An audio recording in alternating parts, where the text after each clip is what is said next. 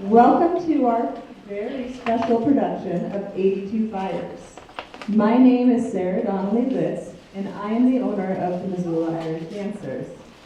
The school has definitely grown and changed a bit since I started building it when I was a freshman in college in 2005. I want to thank the MID students who have put countless hours of hard work and effort into this production. I want to take a moment to talk about Teresa O'Keefe, one of my instructors. Teresa approached me last spring and asked me if I thought that wildland firefighting would be a good theme for this year's show. I was thrilled with her idea. I am well acquainted with wildland firefighting. My husband is a wildland firefighter, my father-in-law is a wildland firefighter, and we have a lot of friends who are also wildland firefighters. The combination of Irish dance and wildland firefighting makes this show extra special to me. So again, thank you, Teresa, for having this be our theme for this year. And Teresa is not only the creator and director and producer for 82 Fires, but she is the force behind this show, and I am extremely proud of her. Her talent, creativity, and hard work are why we are here today.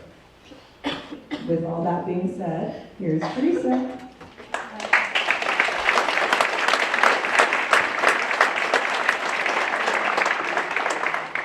Oh, thank you so much to Sarah for that really warm welcome, and thank you all for coming to our capstone performance of 82 Fires. This is our third over the weekend, and it's been really fantastic to kind of see the community come forward for a really special collection of performing arts that you're going to see today. So thank you to you for your presence. Thank you to the families of the dancers that are always helping to support our efforts.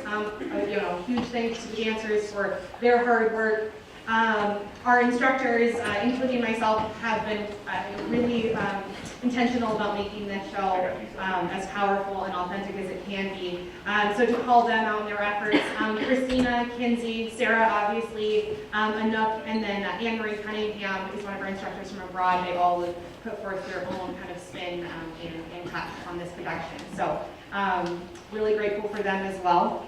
We're also really happy that MCAT is here with us. This event will be videotaped by the Missoula Community Access Television as a part of its media assistance grants program to nonprofit organizations.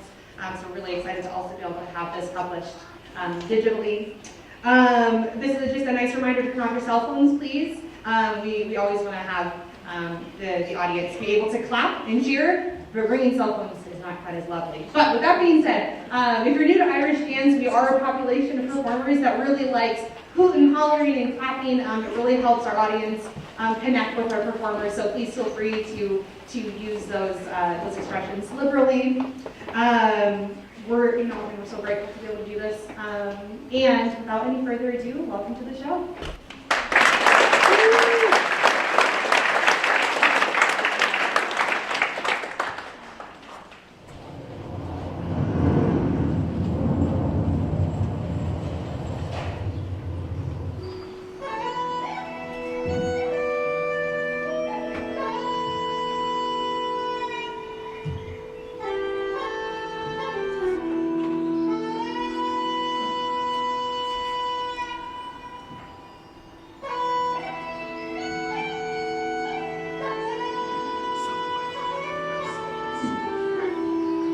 Heritage, resilience, and storytelling, perseverance, community, and tradition. These timeless themes flow through historical and fictional Irish tales. In a community where reality and myth sit side by side, the past doesn't just fade. It shapes the present in ways both seen and unseen. Legends become lessons, symbols become warnings, and the echoes of history resurface when least expected. Let's begin with the legend of Wildland, the spear of fire and blood. Forged by the Tuatha Dé Danann, the mythical race of Celtic gods, the spear was said to thirst for battle. Its tip, always burning, could sear through armor and bone alike. Wherever it landed, devastation followed. Over time, the legend of Wildland became a warning, a symbol of wrath, chaos, and unrelenting ruin. In stark contrast to the spear of destruction stood another Irish symbol, the harp. The harp represented resilience, grief, and the endurance of the human spirit. Its melody, said to have storms, mend hearts, and inspire great men. When the spirit brought fire, the heart brought harmony. Two emblems opposite in nature, yet equally ingrained into the fabric of one Irish melting town. In August 1910, the spirit of Loon Culchara would rise again, not as a myth, but as an inferno. The Big Burn of 1910 tore through the forests of Montana, Idaho, and Washington, consuming over 3 million acres. Like the spirit, the fire struck without mercy, leaving devastation in its wake. The blazes were fueled by a combination of severe drought, high temperatures, strong winds, and extensive areas of dry forest. The scale and intensity of the fires were unprecedented, flaming to heights of hundreds of feet. Fires were so intense that their own weather systems were created, including firestorms and tornadoes, vortices, flames, and smoke. Undermanned, underfunded, and underprepared, 4,000 soldiers would be called into action, though these extreme fire behaviors made it incredibly difficult to manage. Trains raced to evacuate towns just ahead of the flames, but there was no stopping or containing it. One could only hope to avoid it. A small Irish community in Wellington, Montana, has hit the hardest. Among its 250 residents, 82 souls perished in what became known as the Loon Culchara disaster, after the fury of Loon Culchara itself. Among the fallen was 10-year-old Nesta, the daughter of Sarah and Brian. For most, it's only imaginable what happens after such loss. Some communities crumble in grief, others bond in solidarity. In keeping with centuries of Irish tenacity and resilience, Wellington chose to gather. In what became an annual event of remembrance and healing, the townspeople joined to light 82 candles in a vigil for the 82 lives that were taken.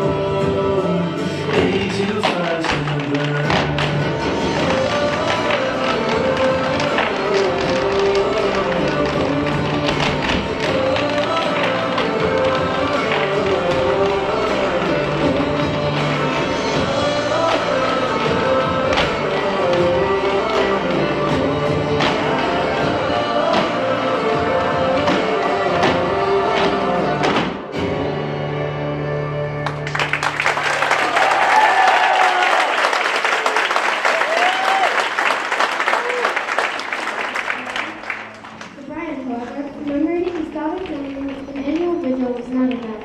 He initiated Wellington's first formal wildland firefighting endeavor mere months after the Lewin Coulthard tragedy. At the department's 10th anniversary celebration, Wellington's mayor presented him with a plaque and medal for his achievements. In this acceptance speech, Brian famously pointed to the wall on which a decorative harp was displayed and recited, a message to the gods. With the heart's tune, we honor the lost, and only 82 shall heaven cross. So to the gods I humbly pray, may you keep Kelcher's wrath at bay. Brian recited the blessing at the beginning of each fire sign, created a sense of calm readiness, a reminder of the culture of disaster, and a promise to prevent another death in Malta. The tradition has continued ever since.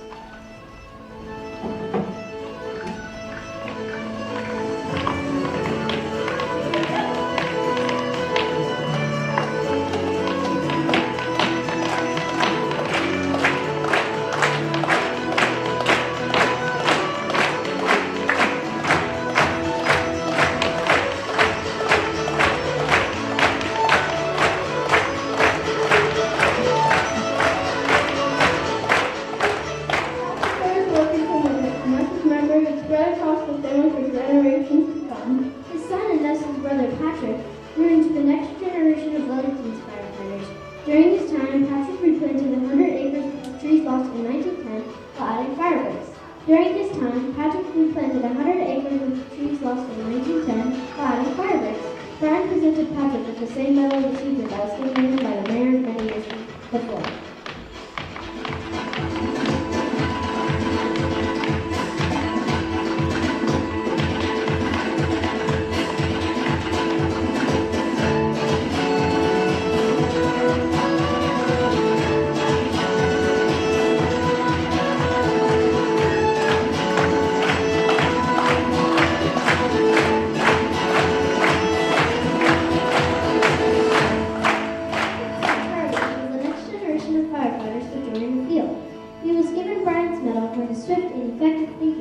Which saved one of Montana's oldest churches as a road fire quickly approached.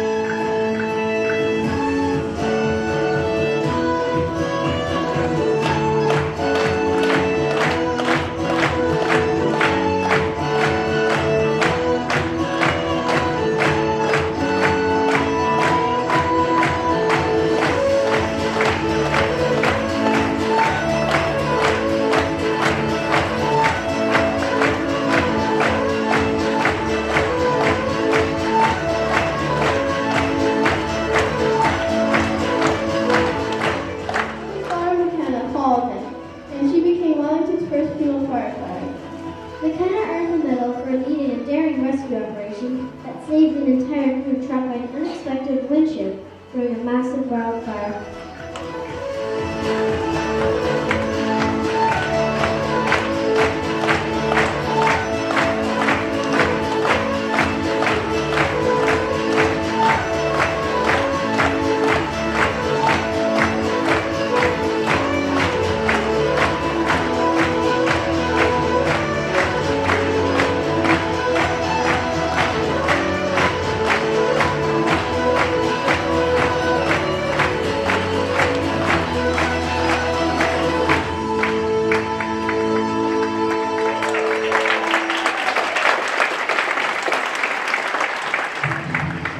Today, McKenna's daughter Sadie stands as the newest generation of wildland firefighters, though she often feels in the shadows of giants.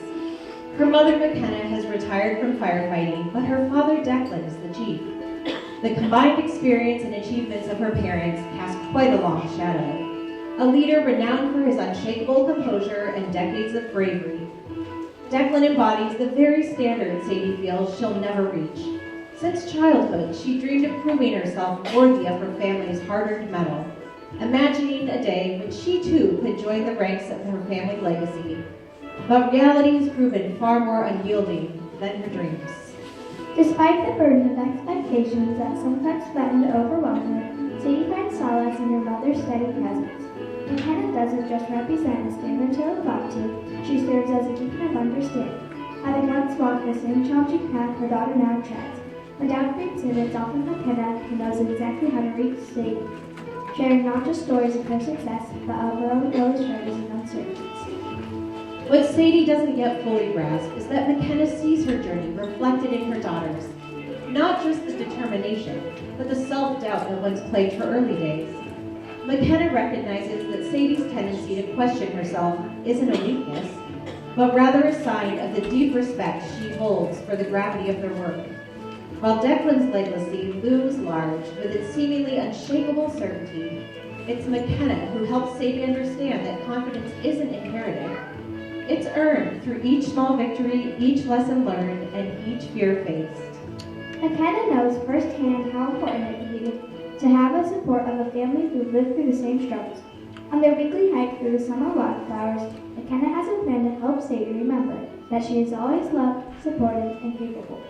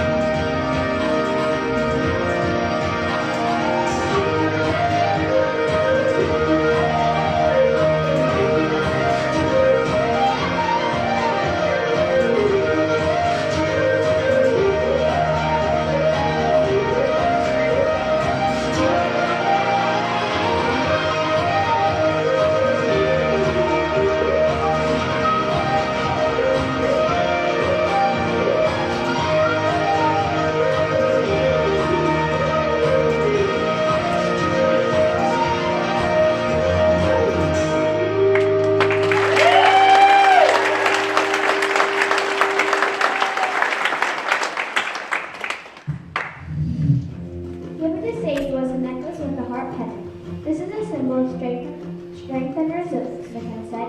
The heart represents our heritage and the immortal spirit of our ancestors. Whenever you feel afraid or doubt yourself, remember the strength of our family. Wear this as a reminder that they carry their courage within them. Her mother's words about ancestral strength and courage echoed in Sadie's mind, building that is almost mythical, a power she wasn't quite sure how to access. Though Sadie was grateful for the gift, even if she didn't fully understand how to embrace that legacy yet. She often found herself touching the necklace and almost unnecessary, drawing comfort to its presence. However, the familiar weight of the keepsake couldn't always shield her from the relentless tide of self-criticism. The expectations she carried, both from herself and others, loomed large. Though her parents had brought her on hiking trips since infancy, and she began learning to use a Pulaski at a young age, she gained the reputation of underdog by her peers. Sadie's small stature and quiet voice cast doubts on her ability to perform. Still, amidst the unforgiving fire lines and nightmare struggles, there was one light that never dimmed. Her niece, Piper. At 8 years old, she was a bundle of energy and curiosity, with bright eyes that sparkled with mischief and a laugh like the bright, even the darkest of days. As was her prior routine, Sadie went to Piper's school to pick her up. The moment that the ring, the school's doors swung open, the steam of joyful children poured out. Spotting Piper's bright, smiling face was enough to momentarily ease the weight of Sadie's lingering self-doubts. As they walked toward the playground where laughter and shouts filled the air, Piper ran up to her, eyes gleaming with excitement. "Aunt Sadie, can we play our game?" she asked eagerly.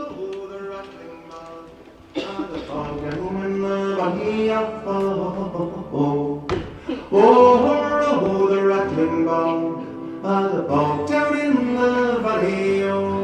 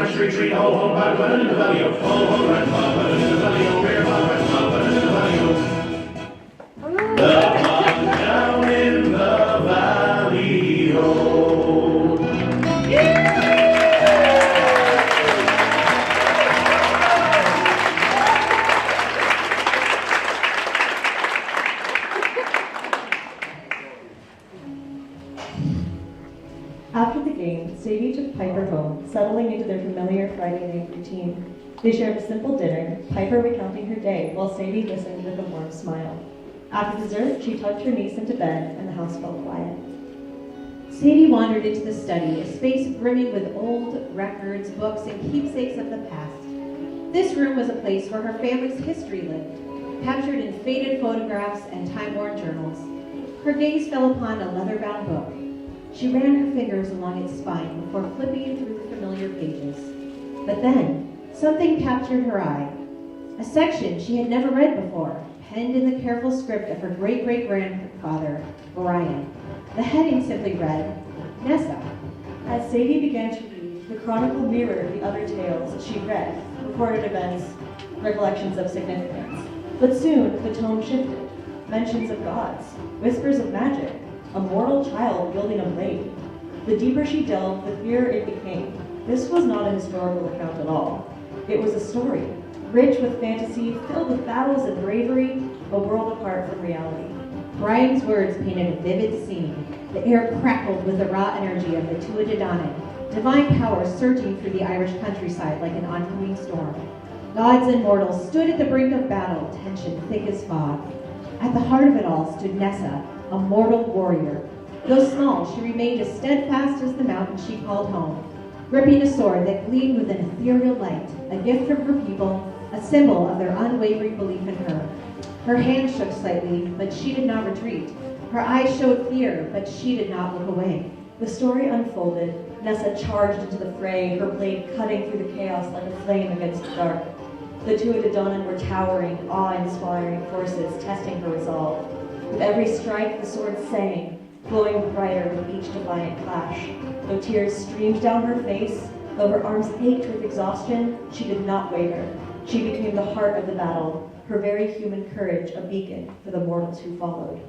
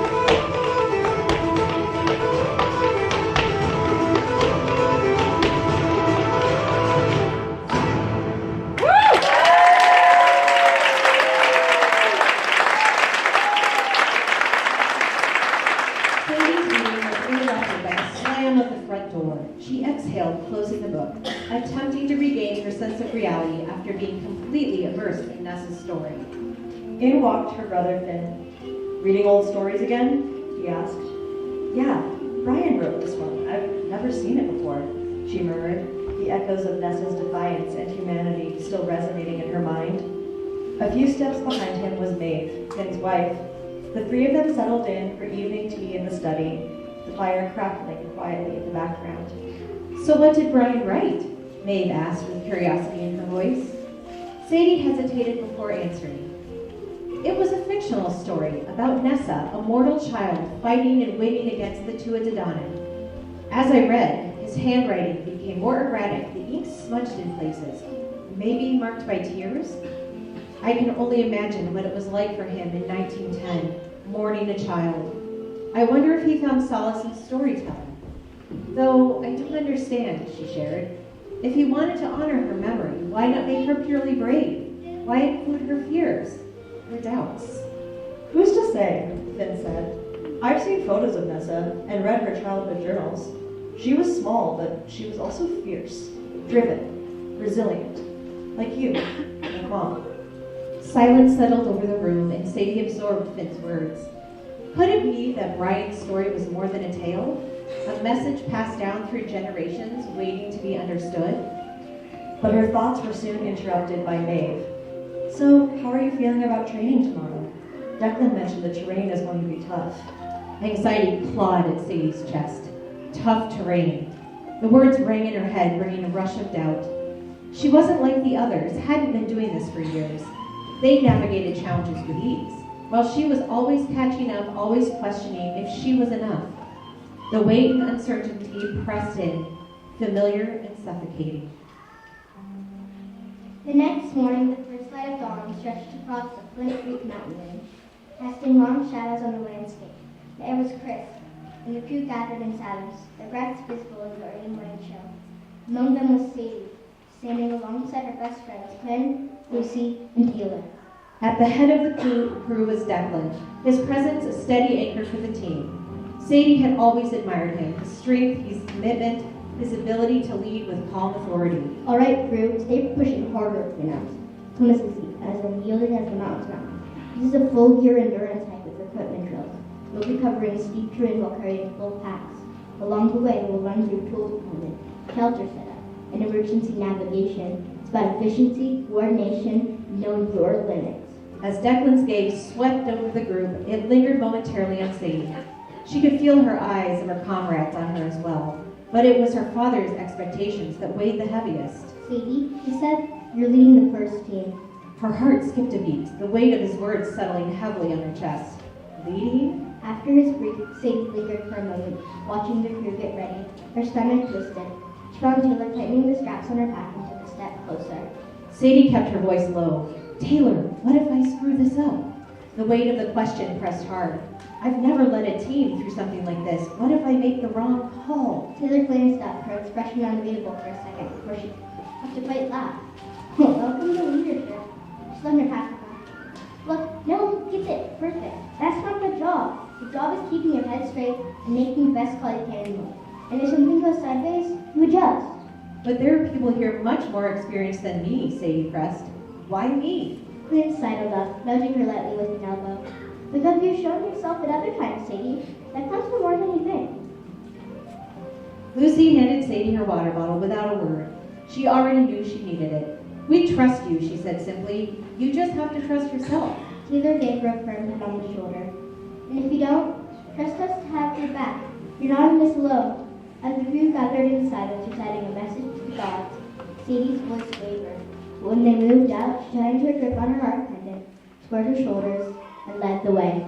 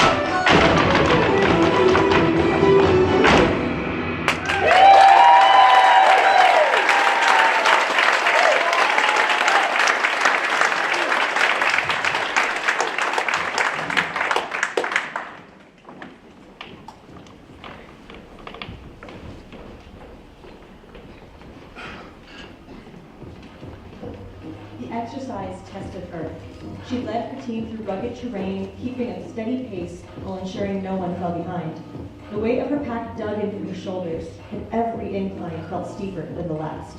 As they reached a clearing for the first drill, she fumbled with the fire shelter deployment, losing valuable time. A poorly secured tool bag caused a delay as well.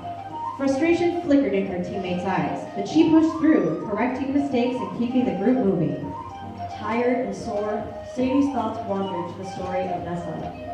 The trembling hands, the moments of doubt Brian had described, she felt them now, viscerally. She wasn't sure why those words stayed with her, but there was a tug, something just beyond reach. "You did well today," Declan told her as they packed up, his voice carrying the same steady confidence he always had. But before she could respond, whispers from her peers became clear.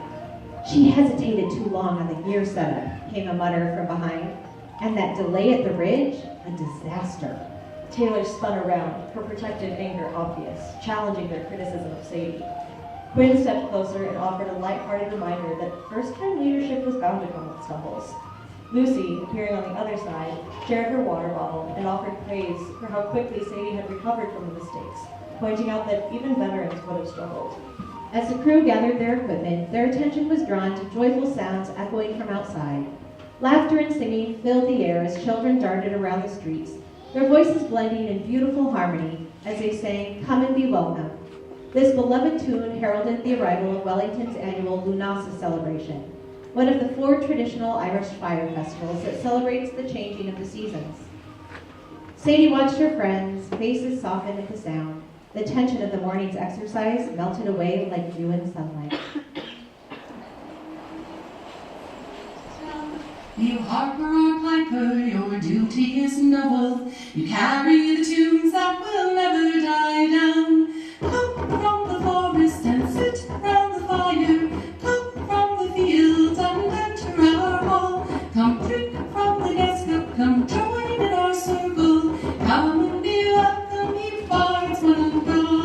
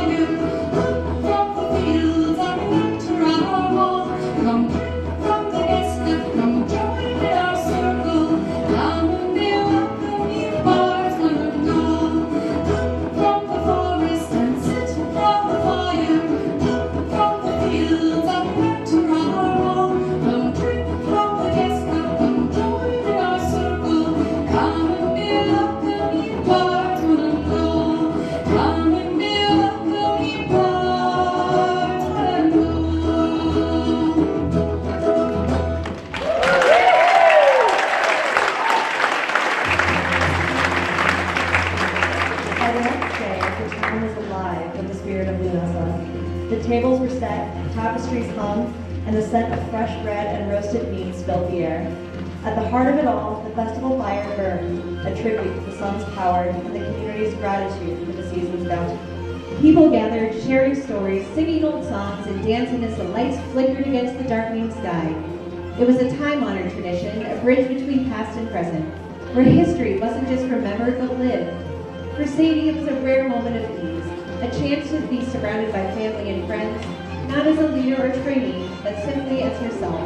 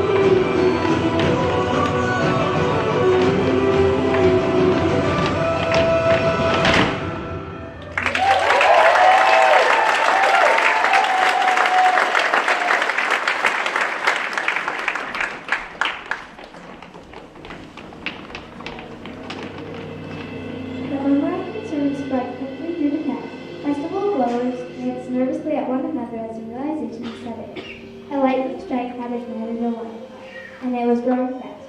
The wind, which had been a light breeze earlier, began to pick up, fanning the flames that now flickered ominously in the distance. Concern rippled through the crowd as the festival mood shifted from joy to fear. People quickly gathered their children, pulling them close as they began to retreat from the growing blaze. It was at that moment, amid the rising tension, that a frantic mother shouted, "Where's Orla?" Lindsay, Orla's mother, scanned the crowd frantically, her heart pounding as she searched for her daughter. Panic set in quickly as she realized Orla wasn't anywhere nearby. Recalling her asking to pick moonlit flowers, Lindsay assumed that Orla had wandered off before the fire was visible. Lindsay and her husband's only choice was the top of Fawn for the night as they began a search party, Barton and Sadie's crew as a fire standard. As the team packed their bags and readied their gear, she heard Declan announce, "We'll be sending out 3 crews, each focusing on different areas of the forest. One will take the northern range, another the western trails, and the last will cover the eastern perimeter. We'll start immediately, and we need to move fast. The fire's moving quickly, and we cannot afford to waste time. Jason, Sadie, and Taylor, as the 3 who have had experience, you will be the leads." Sadie nodded, her nerves tight but her resolve strong. Her mother's voice echoed in her mind. She took a deep breath. The touch of the necklace calmed her racing thoughts. The crew piled into trucks, the engine roaring to life as they sped toward the fire line. Sadie glanced out the window, watching as the smoke began to curl above the trees, dark and thick against the night sky. The festival was over. The battle with the fire had begun with the recitation of a message to the gods. With the harp's tune we honor the lost, and only 82 shall heaven cross. So to the gods I humbly pray, may you keep cultures at bay.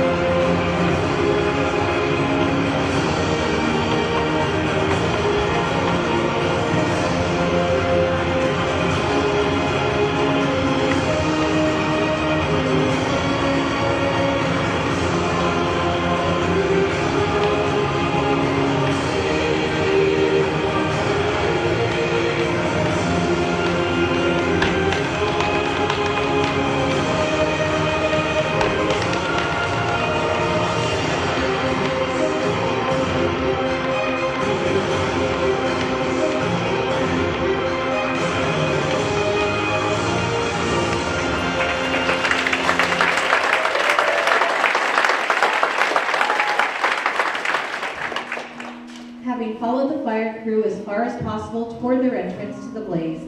Orla's parents, their family, friends, community members, and Sadie's mother waited anxiously for news of Orla.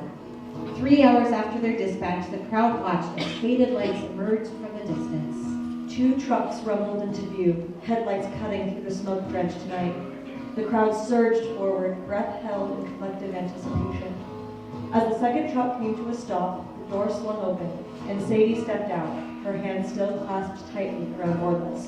They were covered in soot, their faces lying with exhaustion. Orla's parents rushed toward them, their sobs breaking free as they pulled their daughter into their arms, holding her like they never intended to let go. Sadie took a shaky step back, watching the reunion unfold, feeling the weight of it all press into her chest. The crowd cheered Sadie's name, clapping for her accomplishment, the fulfillment of a promise to the town set forth by her own great-great-grandfather in 1910. The promise to prevent another death from wildfire. And she'd done it, saved another life from being taken by lethal charge. She proved herself in perhaps the most significant way a firefighter could. And yet, something inside her felt disconnected, like she was a spectator in her own victory. She wondered, is this what it's supposed to feel like?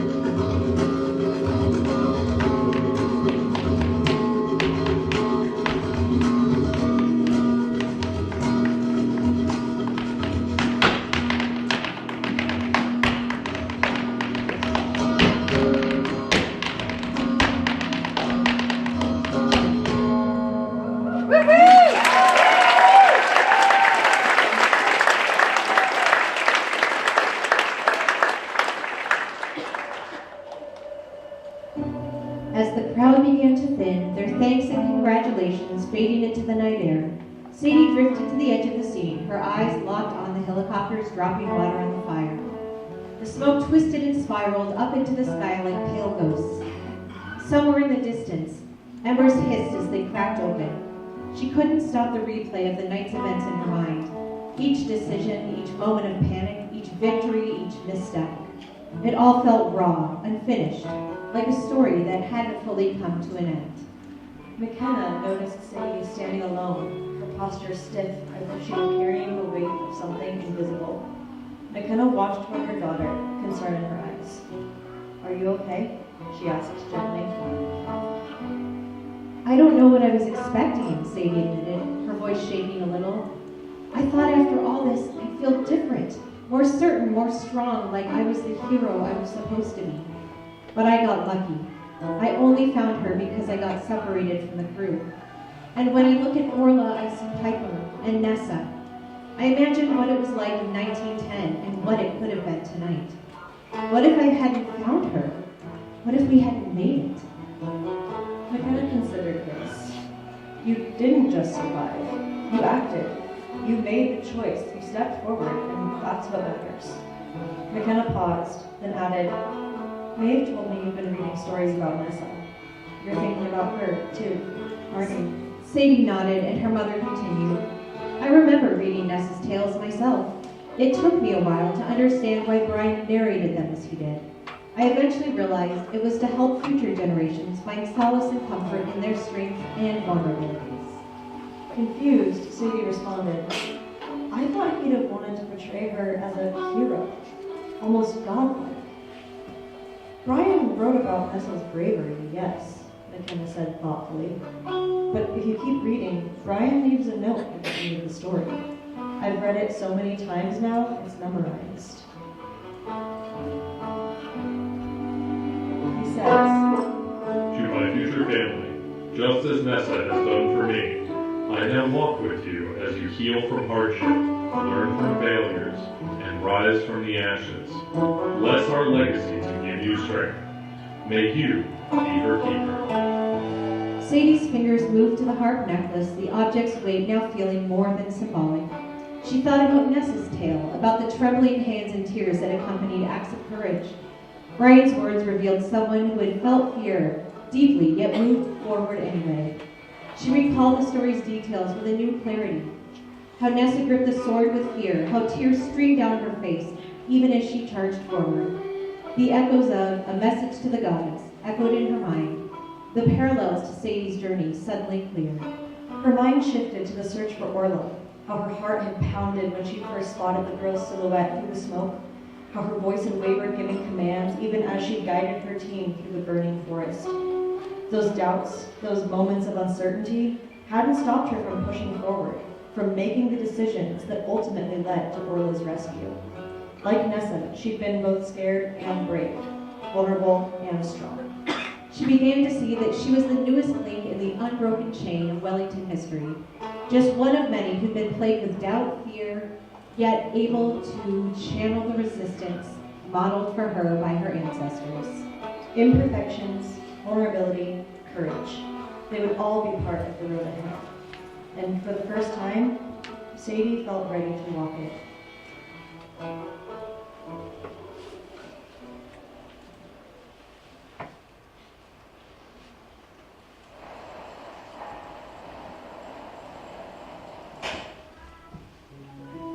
Over the next month, Wellington watched as the Lunasa fire consumed several thousand acres with an intensity that reminded the oldest residents of stories from the Ludenfell disaster. At night, the fire's glow covered the horizon, visible for miles across the valley as it pushed through the drought-stressed forest. Sadie and her crew worked 2-week rotations, their days filled with the exhausting work of digging fire breaks and coordinating with air support. The helicopter teams maintained a constant presence, their water drops creating brief windows of opportunity for the ground crews to advance their lines. Sadie's newfound connection with her past and her present-day accomplishments became the roots of her quickly growing confidence. Through each shift and each decision, her leadership evolved. It showed in every command she gave, every strategy she developed, and she was finally earning the respect of her seasoned peers. The smoke blanketed Wellington so heavily that for the first time since 1910, the town had to postpone the 82 Fires vigil.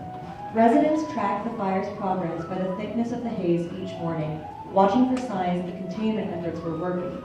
Gradually, the smoke began to thin, revealing more of the sky each day as the firefighters gained ground. By the end of the 4th week, the fire was finally extinguished. The intense heat that had dominated their lives gave way to cool breezes carrying the distinct scent of damp earth and ash. The scorched trees and blackened soil marked the fire's path, but they also stood as a testament to what the crews had protected.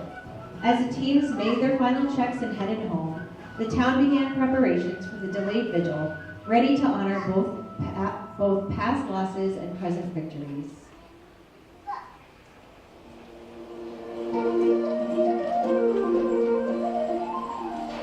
On September 30th, nearly 6 weeks later than usual, the town gathered to honor those lost in the Ludenfell disaster.